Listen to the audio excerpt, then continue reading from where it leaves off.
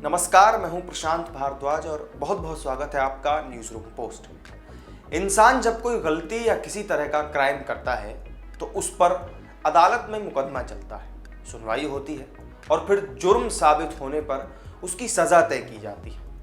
लेकिन क्या आप सोच सकते हैं कि हमारे देश में ही कोई अदालत ऐसी भी हो सकती है जहां मुजरिम इंसान नहीं बल्कि देवी देवता होते हैं और उन पर बाकायदा मुकदमा चलाकर न सिर्फ आरोप तय किए जाते हैं बल्कि उन्हें सज़ा भी सुनाई जाती है। जी हाँ, सुनने में तो ये बात आपको अजीब ही लगेगी, लेकिन छत्तीसगढ़ के कोंडागांव जिले के केशकाल इलाके में एक अदालत ऐसी भी है जहां देवी देवताओं को उनके कर्मों के हिसाब से दंडित किया जाता है।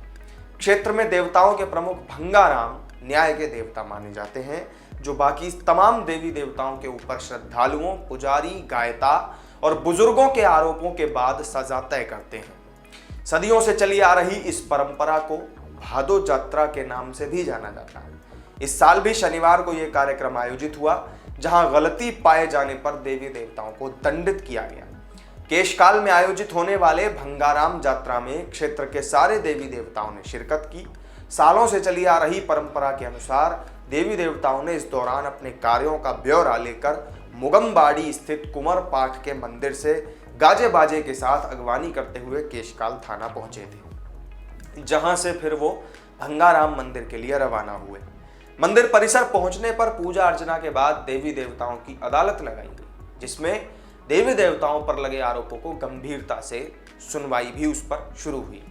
अलग अलग क्षेत्र से आए हुए देवी देवताओं को रात में वहीं ठहराया गया और उसके बाद में इस मौके पर उनकी प्रसन्नता के लिए बलि और दूसरी भेंट भी दी जाती। बिना मान्यता के किसी भी नए देव की पूजा का वहां प्रावधान नहीं है। जरूरत के मुताबिक या फिर ग्रामीणों की मांग पर उन्हें कठिन परीक्षा के बाद ही मान्यता दी जा सकती है। भंगाराम देवी मंदिर के पास ही एक जगह ऐसी है जहां गांव-गांव से लाई गई सामग्रियों को खात्मे के रूप में डाला जाता है, जिसे कारागार या फिर जेल के रूप में माना जाता है। इंसान को गलती करने पर पुलिस और अदालत के सामने हाजिर होना पड़ता है, जहां अदालत में मजिस्ट्रेट अपराध के हिसाब से ही उसकी सजा भी तय करते हैं। और कुछ इसी तर्ज पर जब देवी देवता अपने दायित्व का निर्वहन सही ढंग से नहीं कर पाते तो उन्हें भी आरोपों के कटघरे में खड़ा करके दंडित किया जाता है। ग्रामीणों ने बताया कि वो अपने अपने देवी देवताओं को लेकर यहाँ पहुँचते हैं, जहाँ वो अपने तमाम जितने भी उनके पास में देवी देवता हैं उनकी परीक्षा से संतुष्ट होकर के जाते हैं। साल में एक बार आयोजित इस यात्रा का काफ़ी धार्मिक महत्व माना जाता है। इसमें आदिवासी वर्ग के अलावा कुछ दूसरे समुदायों के लोग भी बड़ी संख्या में हिस्सा लेते हैं। आदिवासी परंपराओं के मुताबिक इस आयोजन में मजिस्ट्रेट की भूमिका में जो देवी होती हैं उन्हें भंगाराम माई के रूप में जाना जाता है।